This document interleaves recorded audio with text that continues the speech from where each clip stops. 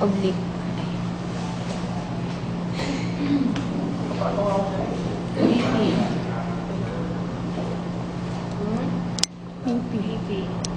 Left lateral decubitus. Do you agree, Mr. Dison? Right. Hindi siya natin. Hindi siya tama yung... Baka... Miss Claribel, is it a left lateral decubitus?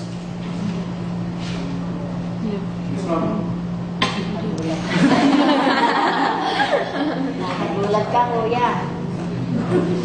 Is this a left lateral decubitus? Right lang kasi. Hindi siya nakalagay. Kasi kung nakatira, nakita mo yung vertebra na. Anong butas? Yung stations. Pero kasi hindi siya nakapantas. Hindi siya nakalagay. Hindi siya, pero hindi siya midline. Baka naka... Paano mo nalaman na ito ay left lateral decubitus? Anong butas pa yun? Ano ba pinagbabasihan ninyo para ma-determine ninyo yung position? Vertebral column ba pinagbabasihan natin? Spinous. Yung contrast. Yung positive. Flexure? Ha? Ano ba pinagbabasihan natin para ma-determine natin kung anong position ito? Diba pinagbabasihan natin kung bilang positive and the negative contrast? Diba? Nakikita may layering. Eh di ano, right lateral decubitus. Ay. Kung ito ay left lateral, ang magiging position niya, alin ba dito ang kanan, alin ang kaliwa? Alin ang kanan? Yung may marker. Ito. Ito yung kaliwa. So, kung naka-left lateral yan, nakatagilid yan sa kaliwa. Tama? Okay.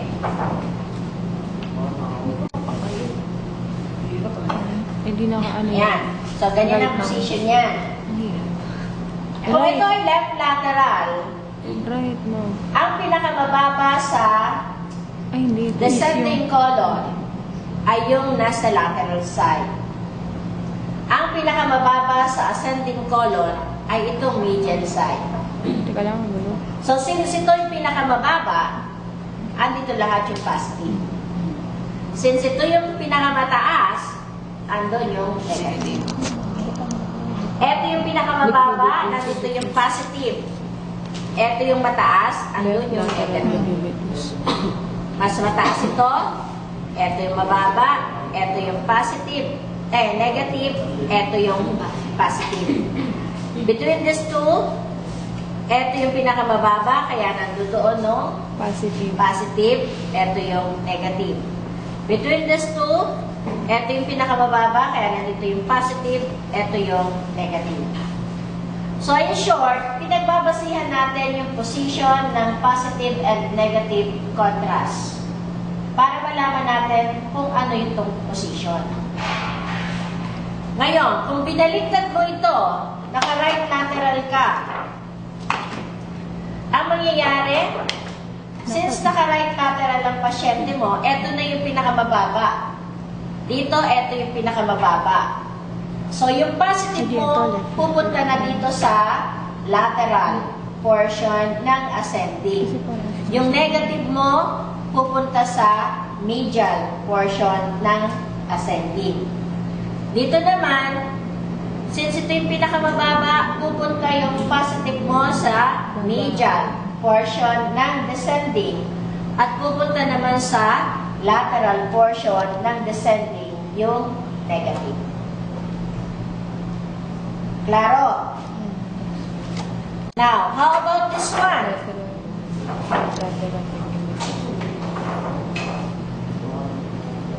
Ano yan? Nakaganon. Oh, Micah.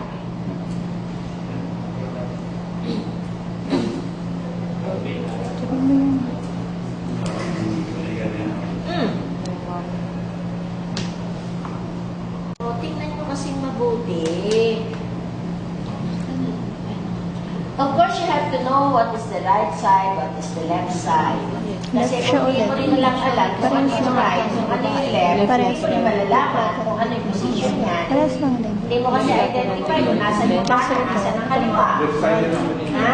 Kasi nandito yung positive. Left side, Andito yung positive eh. left lateral Hindi ito. decubitus pa rin. Ito. Okay, so pareho lang. Pareho lang. Magkaiba lang naman ang pasyente.